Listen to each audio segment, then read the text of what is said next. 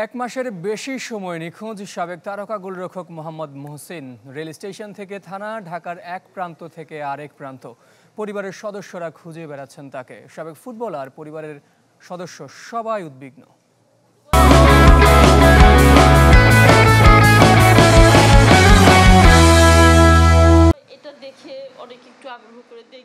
এক সময় দেশসেরা গোলরক্ষক ছিলেন, গোলবার আগলে রাখতেন। সে বড় ভাইকে আগলে রাখতে না পারার কষ্টে অশ্রুসজল নুরুন নাহার ও রোমা। এক মাসের বেশি খোঁজ নেই মোহাম্মদ মহসিনের। ২৬ আগস্ট বাসা ছেড়েছেন মহসিন। রমনাসহ ২ থানায় জিডি করেছে পরিবার। সম্ভাব্য সব জায়গায় খোঁজ নেওয়া হয়েছে, ছাপানো হয়েছে হারানো বিজ্ঞপ্তির পোস্টার। এতদিন তো একটা আশায় আমরা যেখানে মানে এতদিন আগে যে জায়গায় ও যায়, হ্যাঁ ওই জায়গাগুলো আমরা সবাই আমরা করছি, কিন্তু এখন তো আমরা তো অসুস্থ। কেউ বলছে যে ছবি দেখে বলছে যে জুরাইনে আছে, আবার কেউ সাত রাস্তায়। হাইকোর্টে গেলাম, পুলিশ একজন বললো যে আপু আমরা এখানে দেখেছি।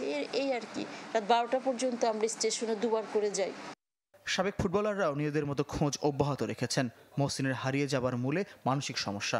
কানাডারও নাগরিক তিনি। এতদিন বাইরে থাকার লোক তো সে না। থানায় জিডি করেছি, তারপরে কমলাপুরে ওটা করেছি, আবার রমনা থানা, দুটোতে জিডি করা হয়েছে। লোকের হাতে কোনো তো এখন খবর পাচ্ছি না আমরা। অলমোস্ট সবারই মানে ওই একই অবস্থা, মানে মনে হয় যে খালি গায়ে, ওই চুল এলোমেলো চুল, বড় চুল, দাড়ি। সামনে গিয়ে তো তখন আমরা আসলে ওকে ওইটা দেখি যে ও না, পিছন থেকে মনে হলে দাদা, সামনে গিয়ে দেখি যে ও না। মহসিনকে যেন আমরা খুঁজে বের করতে পারি, অন্তত আবার তাকে নিয়ে যেন হসপিটালে ভর্তি করে তার সুচিকিৎসা করতে পারি, সেটাই আমি চেষ্টা করছি।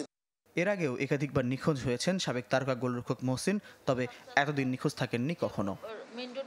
ফয়জুল ইসলাম, চ্যানেল 24, ঢাকা।